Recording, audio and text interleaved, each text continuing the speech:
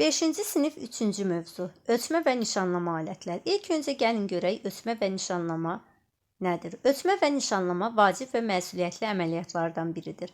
Məmulatın keyfiyyəti, işin vaxtına və materiala qənaət dəqiq ölçmə və nişanlamadan asılıdır. Pəzdağın üzərində emal sərhədlərinin və yerini göstərən kontur xətlərin çəkilməsi və nöqtələrin qeyd olunması prosesini isə nişanlanma deyilir. Nişanlama dedik, kontur xətlərinin çəkilməsi, nöqtələrin qeyd olunması varsa, bu da nişanlama adlanır. Nişanlama ülgü vasitəsilə aparılır. Ülgü isə fanerdən və yaxud da ki, istənilən bərk materialdan eyni, yəni real ölçüdə hazırlanmış detal formasıdır. Detal formasıdır. Ülgü ilə nişanlama isə burada verilmişdir. Birinci ülgüdür, ikincisi pəzdaqdır, üçüncüsü isə karandaşdır. Ölçmə və nişanlamanı aparan zaman müxtəlif alətlərdən, yəni ölçü alətlərdən istifadə edirik. İndi isə baxaq görək, bəs bu ölçü alətləri hansılardır? Biz deşmə yerlərini nişanlayır, deşik açır. Karandaşla nişanlama xətləri çəkilir. Bax, bu nədir? Bax, burada üst göstərilən karandaş nə edir? Bax, karandaşla bu sarı xət görürsünüz. Bax, nişanlama xətlərini çəkilir. Bizin açar məqamı deşmə yerlərini nişanlayır, deşik açır. Deşik açma, deşmə yerlərini nişanlama varsa, bu bizin açar məqamındır. Nişanlama xətləri dediksə, bu da karandaşla yerinə yetirilmiş olur. Bu şəkil isə, buradakı şəkil isə bizlə nişanlamadır. Bax, bizi gördünüzsə, bilin ki, bu bizlə nişanlama üsulu verilmişdir. Metal ölçmə lenti. Metal ölçmə lenti isə meşə və mişar materialının ölçüm nişanlamasında istifadə edilir. Açar məqamımız isə meşə və mişar materialı. Belə deyərdim. 3M. 3M gördünüzsə, bilin ki, metal ölçmə lenti. Açar məqamımız dedim, meşə və mişar materialı. Meşə, mişar materialı varsa, deməli, metal ölçmə lentidir. Xarrat metrəsi. Xarrat metrəsi ilə iri ölçülü pəzdaqlar ölçülür. Xarrat metrəsinin açar sözü iri ölçülü pəzdaqlardır.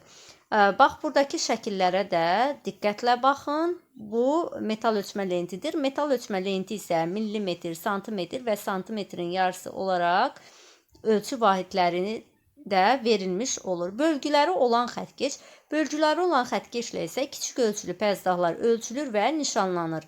Bax, bu da xətkeşlə nişanlama üsuludur. Açar məqamımız nə olacaq? Kiçik ölçülü pəzdaqlar varsa, bu da bölgüləri olan xətkeşə aid edilmiş olur. Bucaqlıq. Bucaqlıq isə düz bucaqlar yoxlanılır. Yəni, düz bucaqlar yoxlanılır, ölçülür və çəkilir. Bucaqlıq özü iki hissədən ibarətdir, uc və qəlib hissədən ibarətdir. Bucaqlıq taxtadan və metaldan hazırlanır. Bax, bu bir yazdığım taxtadandır, iki yazdığım isə metaldan hazırlanmışdır. Reysmusa baxaq müəllimlər. Reysmusla pəzdaqların təbəqələrini, yəni səthləri emal edərkən paralel xətlər, bax, paralel sözü gördünüzsə, bilin ki, reysmusa aiddir. Yəni, açar məqamımız olacaq paralel xətlər. Reysmus da özü bir neçə hissələrdən ibarətdir. Kiçik mismardan, meydançadan, qəlibdən, pazdan və tircüklərdən ibarətdir.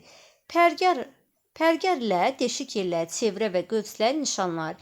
Bizdə də deşik yeri var idi, amma pərgərlə bizi səhv salmamaq üçün nə etmək lazımdır? Pərgərdə görəcəksiniz, çevrə və qövsləri və yaxud da ki, çevrə və dairələri, yəni bu qaydalarda görə bilərsiniz. Çevrə və qövslər varsa, bu da pərgərə aiddir. Açar məqamımız budur. Xarrat günyəsi. Xarrat günyəsi də müxtəlif bucaqlar nişanlanılır, ölçülür. Yəni, müxtəlif bucaqlar varsa, xarrat günyəsinə aiddir. Xarrat günyəsi özü 3 hissədən ibarətdir. Sıxıcı vintdən, xətkeşdən və qəlib hissədən ibarətdir. Transporter ilə isə bucaqlar nişanlanır, ölçülür.